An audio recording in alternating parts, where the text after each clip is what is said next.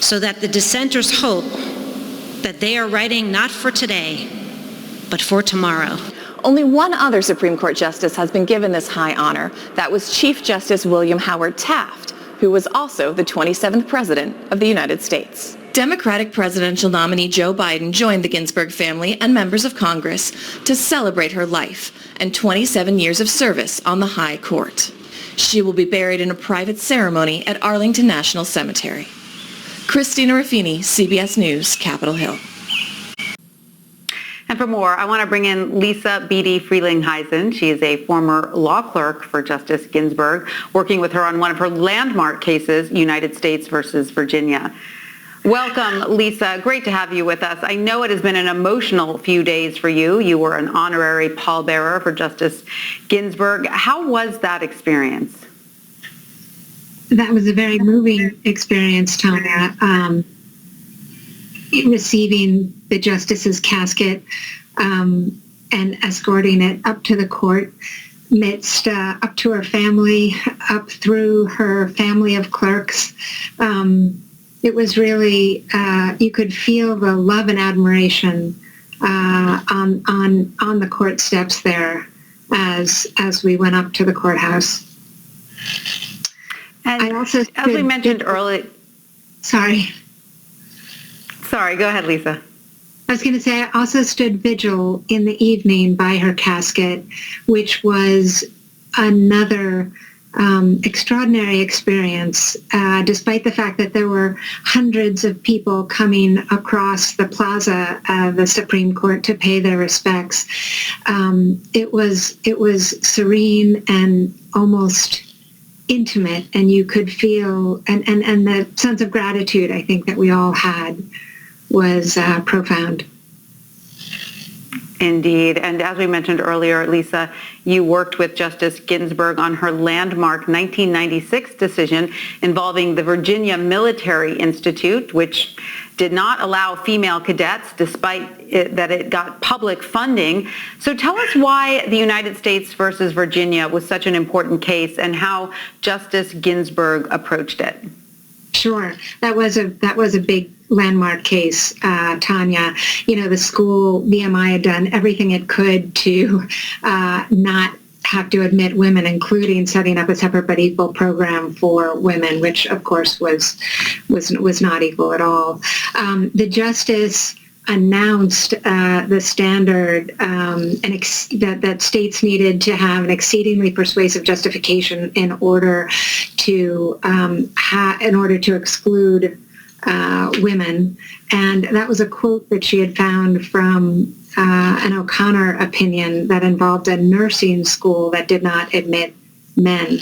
And so it was a nod to Justice O'Connor. It was a nod to the fact that these stereotypical notions about men and women and laws and programs that seek to discriminate against them are harmful to everybody.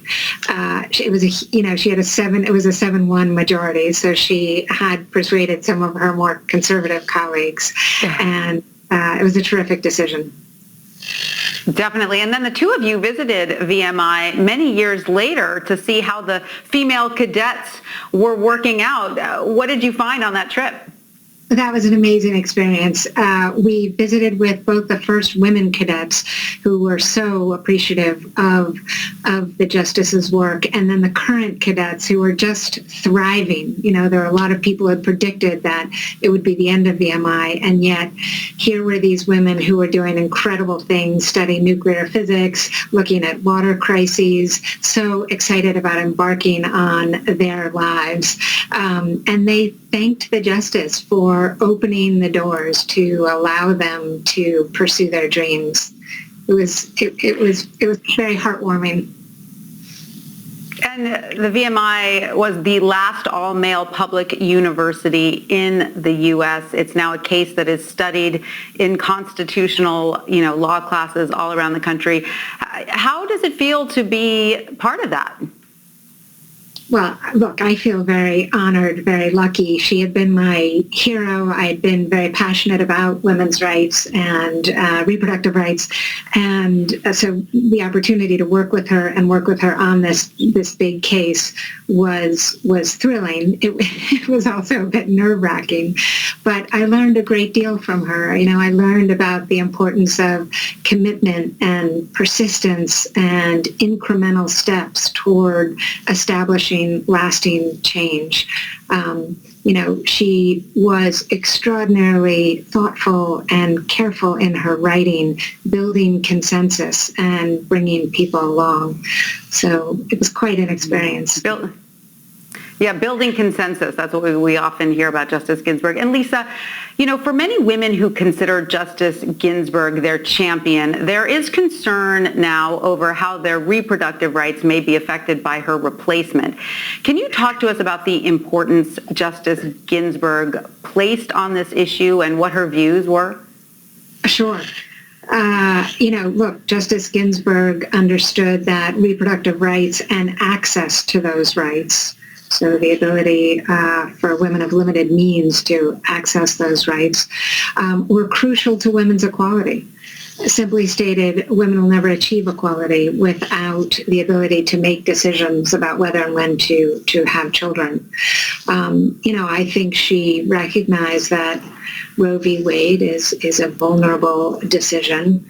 There are several reproductive rights cases making their way that are in the Federal Court of Appeals right now, making their way up to the Supreme Court. And, you know, some of those cases may squarely present Roe v. Wade. And we have a very different court now that sees that right differently.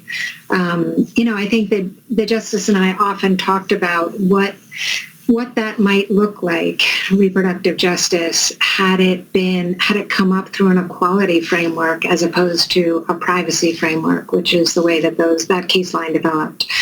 You know, the equal protection is in the Constitution. That has been well established, largely thanks to Justice Ginsburg. And, you know, it may have provided more solid footing for the protection of that extremely important right to women. So she worried there was some vulnerability in that case. Now, Lisa, when did you last see Justice Ginsburg, and did she seem hopeful or worried about the significant legal challenges ahead for our country? I last saw the Justice really at the start of COVID in March, or when COVID was around, right before quarantining. I saw her in March. I'd been to a reproductive rights case at the court, and we had a little visit in the afternoon. You know, she was herself deeply engaged in the case, in her work as a justice. She was thoughtful and wise and loving as she always was. You know, I think it's fair to say that she expressed it in her very powerful dissenting opinions, that she was concerned with the way the court was going. The court had lost its moderates. It was leaning toward the right. And, you know, she began to really use that dissenting voice to speak to both Congress and the public about what was happening in a way that I think was dissenting voice. Yeah, no, that dissenting voice that she became, you know, almost a cultural icon for. Lisa, thank you so much. On a personal note, I just want to add that the late Judge Edmund Palmieri, the federal judge who gave Justice Ginsburg her first clerkship out of law school, is my husband's grandfather. Something that we're very proud of here. I know he's very thankful for that job. Yes. Well, Lisa Beatty Frelinghuysen, thank you so much for joining us. We really appreciate it. Tanya, my pleasure. Thank you for having me. Communities of color and the coronavirus ahead on CBSN. There is a clear disparity over who gets sick and who dies from COVID-19. Experts say the numbers are going in the wrong direction. And the pandemic takes out Well, the party of the year. Brazil postpones Carnival for the first time in more than a century. Stay with us. You're streaming CBSN.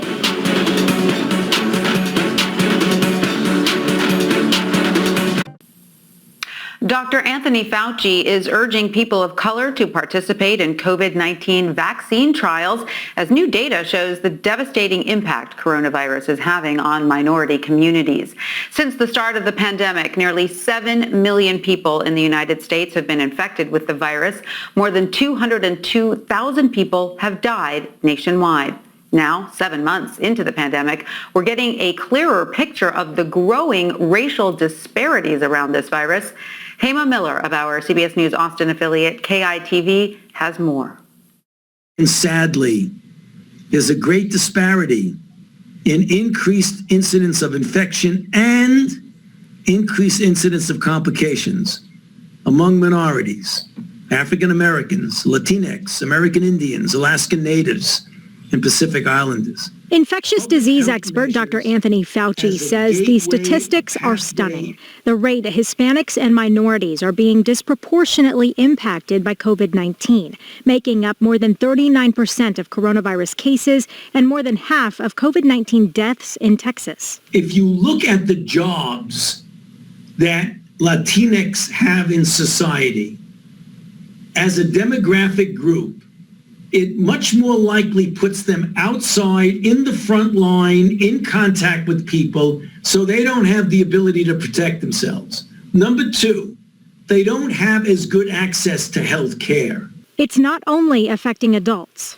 In terms of disparities that we see in adults is being seen in children. Dr. Kimberly Avila Edwards is the director of advocacy at Dell Children's Medical Center. She was one of several Hispanic leaders who joined in on a roundtable held by the Texas Association of Mexican American Chambers of Commerce. The group is working on a plan to help stop the spread of COVID-19 among Hispanics and all minorities. Moving forward, what DMAC is wanting to do is to be a facilitator, if you will, of information and to get this information out. As for Dr. Fauci, he wants minority communities to protect their immune systems by living a healthy lifestyle.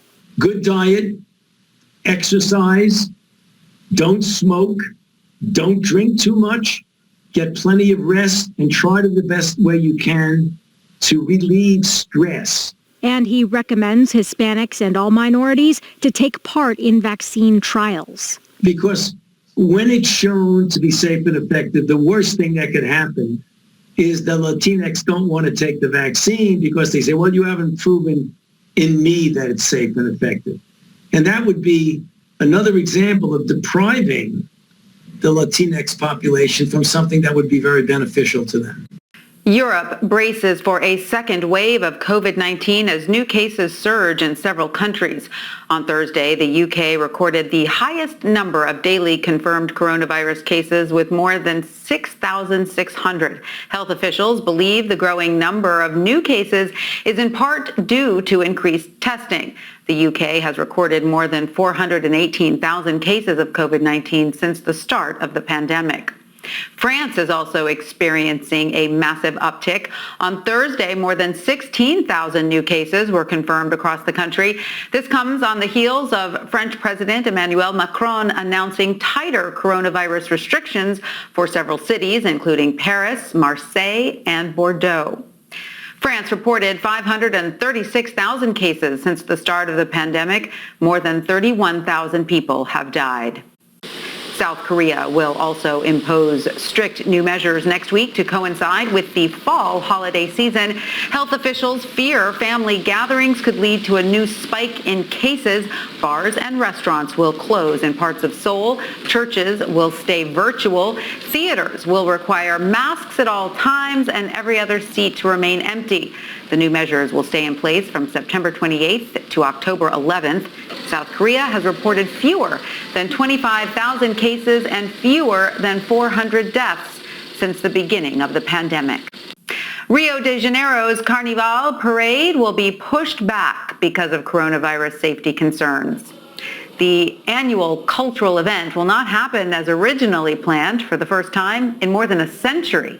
The festivities were initially set to start February 12th. While the decision is being called a postponement, no new date has been announced. Brazil has the second highest number of coronavirus deaths in the world after the U.S.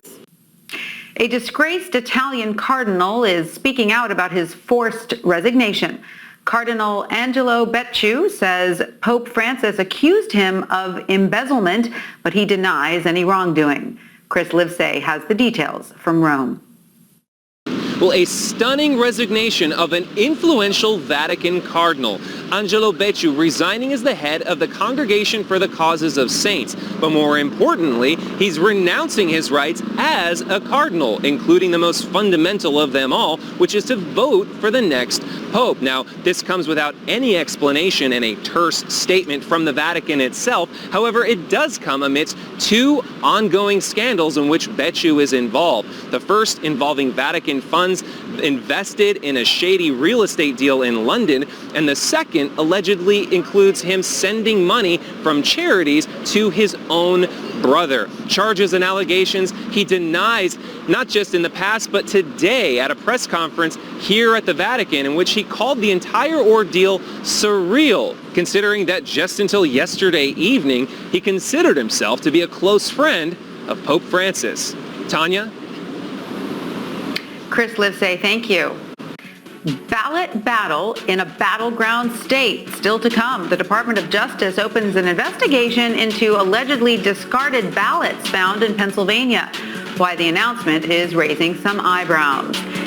And a terror probe in Paris. Police make arrests in the stabbing of two people outside the former offices of a controversial newspaper.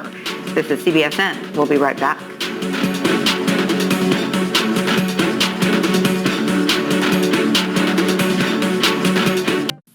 The Justice Department announcement Meadows is referring to has baffled some election experts and lawyers.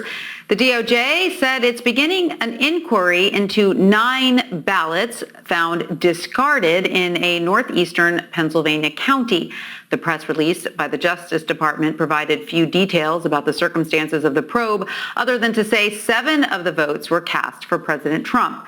Election officials have already raised concerns over Pennsylvania's naked ballot policy, which could lead to as many as 100,000 votes being thrown out this fall. A federal court is issuing an injunction against the Trump administration in its efforts to change the schedule of the 2020 census.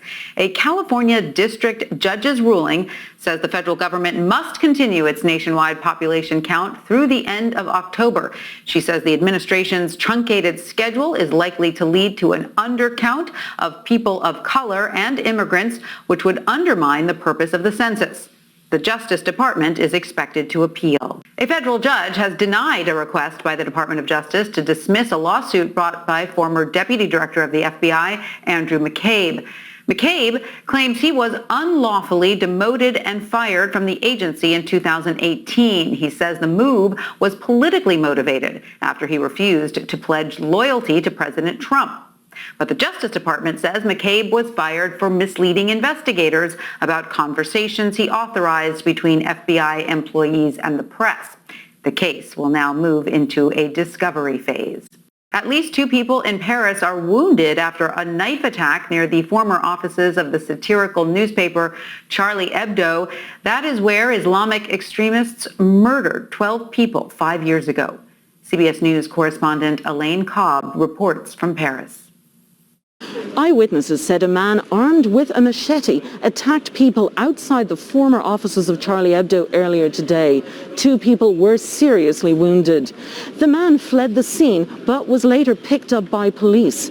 They say he's an 18-year-old Pakistani who is known to them for weapons offences. Police also arrested a 33-year-old man they believe was also involved. The Charlie Hebdo offices were the scene of the deadly attack in January 2015 in which 12 people were killed. That attack came after the paper published cartoons of the Prophet Muhammad. The trial for accomplices for that attack started earlier this month in Paris and is ongoing. The brothers who carried out the attack had pledged allegiance to Al-Qaeda, and that organization recently renewed calls for attacks on the satirical newspaper. Counter-terror investigators have now taken charge of the case. The public prosecutor said that was because of the timing and the location of the attack. The entire area has been cordoned off. Earlier, there were concerns about a package abandoned at the scene, but the bomb squad cleared it.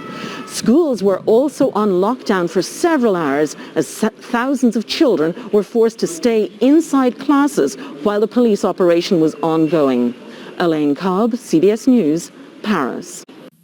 A new report finds China has expanded its network of detention camps for its Uyghur minority, despite insisting it was scaling back. The Australian Strategic Policy Institute says there are 380 suspected facilities in the Xinjiang region.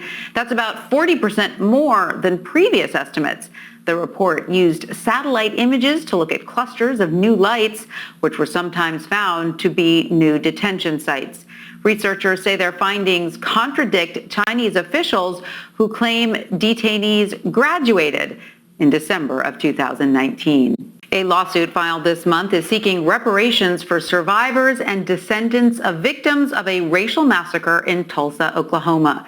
Nearly a century ago, an estimated 300 black men, women, and children were killed by a white mob. No one was held accountable for the massacre.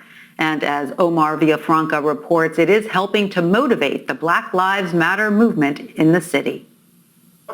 Every Wednesday for the last 2 years, Reverend Robert Turner leads a small but determined protest for social justice outside City Hall in Tulsa. But reparations is due now. He's not just marching for George Floyd, Breonna Taylor, and Ahmaud Arbery. He's also marching for his own community because 99 years ago, it was burned to the ground and no one has ever been held accountable. Really, in the last several months now, white America has come to grips with the fact that they were mistaught and uneducated on issues that directly relate to black people. The Tulsa Race Massacre wasn't widely known about until recently. In 1921, a black shoe shiner was unjustly accused of assaulting a white woman. An angry white mob, with the help of the Sheriff's Department and the Oklahoma National Guard, killed an estimated 300 black Tulsans and set fire to the Greenwood District, known as Black Wall Street. The Greenwood District was 40 blocks of black-owned homes and businesses. Today, all that remains is about a half block of stores.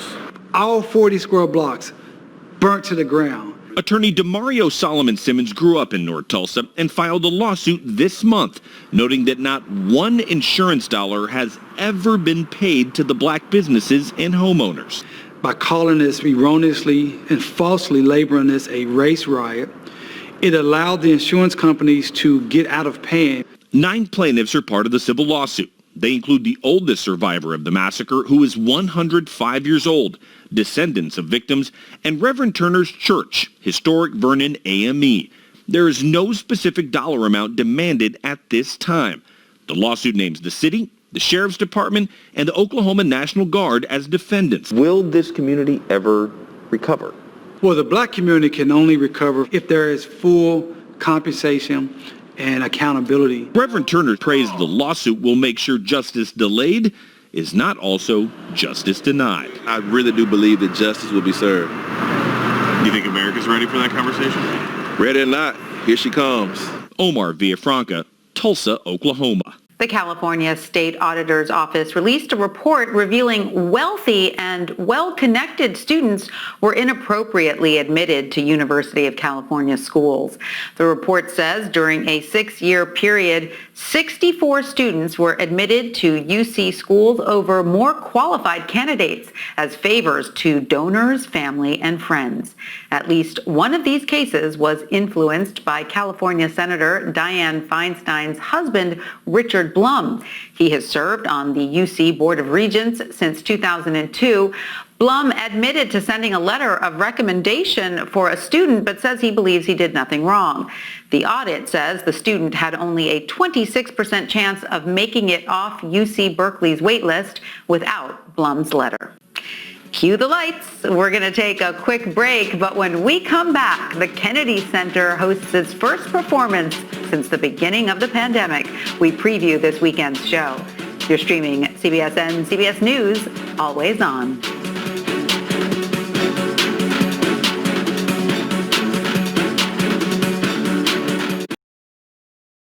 In-person performances are restarting at the Kennedy Center in Washington, D.C. this weekend. Saturday marks the first time in 6 months since the pandemic began that the Arts Center is hosting a live performance at its Opera House. It sets the stage for the musical series A Time to Sing, an evening with Renee Fleming and Vanessa Williams. Joining us now is the curator at the Kennedy Presidential Memorial, Deborah Rutter. She's also the artistic and administrative director for the Kennedy Performing Arts Center. Deborah, welcome. So great to have you with us. Before we discuss the performance ahead, talk to us about the precautions being taken in the wake of the coronavirus. Thanks. Hello, Tanya, and thank you for having me. It has been several weeks, if not really months, that we have been dreaming of welcoming people back to the Kennedy Center. And the first and foremost priority has really been about making sure that we could really truly be safe for our audiences, our artists, and all of the support staff. We are checking air handling and how much fresh air we have coming in. We're taking tests of our artists and all of the support staff every single day for the last week. We are doing temperature checking, and we have masks required, touch cleaning, of course. We will have a very safe space. If you think about the size of the Opera House stage, any Opera House stage anywhere, but certainly ours, it is a vast space, and we will have only 38 members in the audience. So it'll be a very safe environment. Incredible. Well, I'm so happy to hear this news about the Kennedy Center. Theaters are meant to have performances. So tell us about the theme of this weekend's show and you know, who will be attending this performance? Who are the lucky few? And what future events can we expect? Well, the most important way that this came together is because our dear friend Renee Fleming, who is an artistic partner of the Kennedy Center, has been in weekly conversation with us about what we're doing, what she's really interested in doing, and the conversations that she has been having with her friends. Vanessa Williams is a friend through family connections, which is really exciting. I love seeing the blending of interests in this way. And they proposed to us an evening where they could come together and sing, and to come back into the Opera House to have that shared moment. Their desire is to share what is really important for them and their most well-known works of song. They're going to sing together, and then there's a brand new work that will be premiered tomorrow night. The people in the audience are ones that we wanted to have come and be a part of this first experiment. Some of them are friends of our community advisory board. Some of them are a couple of our board members, family of Vanessa and Renee, of course, and some of our Washington National Opera young artists, singers themselves. So for 38, it was very easy to fill in the audience. I'd imagine. And so what can we look forward to? What other performances do you have on tap in the coming weeks, months ahead? Well, you know, the National Cultural Center really is set up to reflect all of the arts for all of the people of the country. So we are representing a wide variety of programming. We have chamber music, we have musicians of the National Symphony Orchestra, we have jazz. Our fantastic artistic director of jazz, Jason Moran, has put together an all-star program for us. And then we'll be bringing on more dance, theater, a little bit of everything. Wonderful. So how can people watch this show? Is there going to be a virtual option if people want to watch it online? And how do they get tickets to future shows? Well, exactly. When you can only have 38 people, total of 50 people in the space, We wanted to be able to create something special and then share it with the world. So on our website, we're actually streaming a whole program live. It will be really exceptional because we've captured some really great tidbits throughout the weeks of rehearsals to see them in action and see what it was like to put this together. So it's live on our website, and then it'll be carried there until the end of the calendar year. So just about anybody will be able to see it. How wonderful. Deborah Rutter, thank you so much. Some really good news. We needed that today. Thank you so much. We sure do. My heart is exploding with excitement. And Disneyland is honoring the late Chadwick Boseman with a powerful mural in its downtown Disney shopping district in Anaheim. The mural's artist, Nicholas Smith, unveiled the artwork on Instagram. It depicts an intimate moment between King Chad, who can be seen holding up his signature Wakanda Forever salute, and a child cancer patient wearing a Black Panther mask. Boseman died last month after a private 4-year-long battle with colon cancer. He was just 43 years old.